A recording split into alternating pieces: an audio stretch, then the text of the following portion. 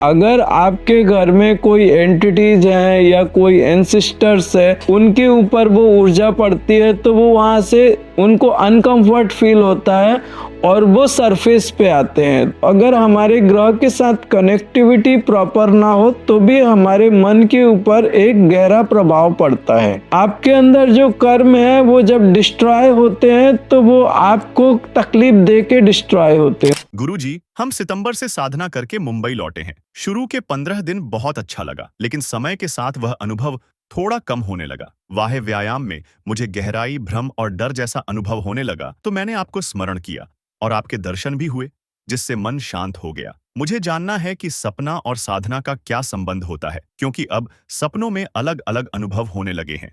कभी गुरुजी जैसे दर्शन, कभी कोई स्त्री जो उपचार जैसा करती है। मुझे प्रोस्टेट और पीठ की समस्या है और सपनों में जैसे इलाज होता दिखता है। क्या यह साधना का प्रभाव है? क्या इससे मेरी समस्या बढ़ रही है या ठीक हो रही है? हम भगवती के साधक हैं और भगवती हमारे साथ हमेशा रहती है। और आपको मैं एक बात बोलूं, ब्रह्मांडिक में सबसे बड़ी शक्ति है भगवती, जगत जननी जगदम्बा, उससे बड़ी कोई शक्ति नहीं। और दूसरी चीज मैं बोलता हूँ, मेरे साथ भगवती एकदम शांत होके चलती है। हम लोग आगे की जो हमारे सीनियर साधक हैं वो भैरव की भी साधना करते हैं, डाकिनी की भी साधना करते हैं और भी अच्छी सॉलिड साधनाएं, योगिनी की साधनाएं करते हैं। तो कहीं कोई डर की बात नहीं है। 12 साल की बच्ची कर लेती है भैरव की साधना। तो यहाँ पे हमारी साधना से कोई भय नहीं है। हाँ, अगर आपके घर में कोई एंटिटीज हैं या कोई एंसिस्टर्स है, उनके ऊपर वो ऊर्जा पड़ती है तो वो वहां से उनको अनकंफर्ट फील होता है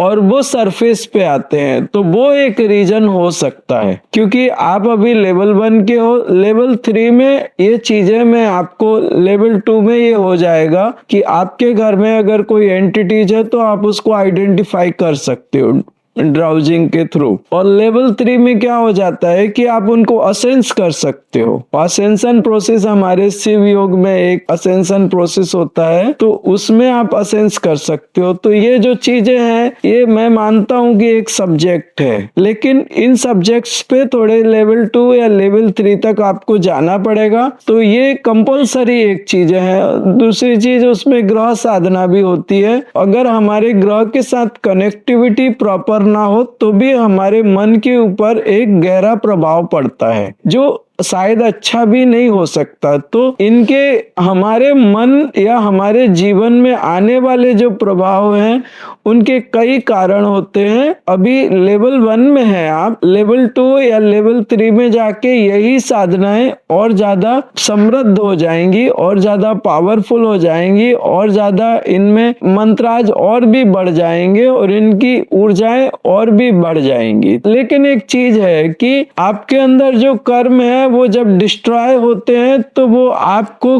तकलीफ दे के डिस्ट्रॉय होते हैं। उनके संस्कार आपके मन पे और शरीर पे आते ही हैं। इसीलिए हमारे यहाँ जो ऋषि मुनि होते थे, वो उस समय क्या करते थे कि गुप्त जंगलों में जाके गुप्त साधना करते थे। उस समय क्या होता है कि जैसे मैं अगर तपश्चर्या कर रहा हूं तो जो मेरे अंदर के जो कर्म है, उस समय जब वो निकलेंगे तो मुझे पीड़ा देंगे। और अगर मेरे परिवार के या मेरे सेवादारी या कोई लोग होंगे तो वो उस समय वो साधना नहीं करने देंगे मुझे, वो साधना छूट जाएगी। तो उस समय हमने क्या किया, एक ऐसे जंगल में चले गए जहाँ पे हमें कोई जानता पहचानता नहीं था और अपने आप को बिल्कुल एकदम जानवरों के बीच में छोड़ दिया, गहरे जंगल में। और उस समय जो प्रोसेस हुई वो इतनी पीड़ादायक थी। जितने कर्म मेरे जो ऐसे थे कि जो बहुत भयानक थे, उन सब से हिसाब किताब किया और उस समय मेरा शरीर मरने की से भी ज्यादा खराब हो गया। मतलब शरीर में कुछ बचा ही नहीं था, सिर्फ मैं जिंदा था। तो जितना भी जो कुछ भी अननेसेसरी मेरे अंदर था, और जब वो मैंने डिस्ट्रॉय किया तो उन्होंने भी मेरे साथ जो करना था वो सब किया।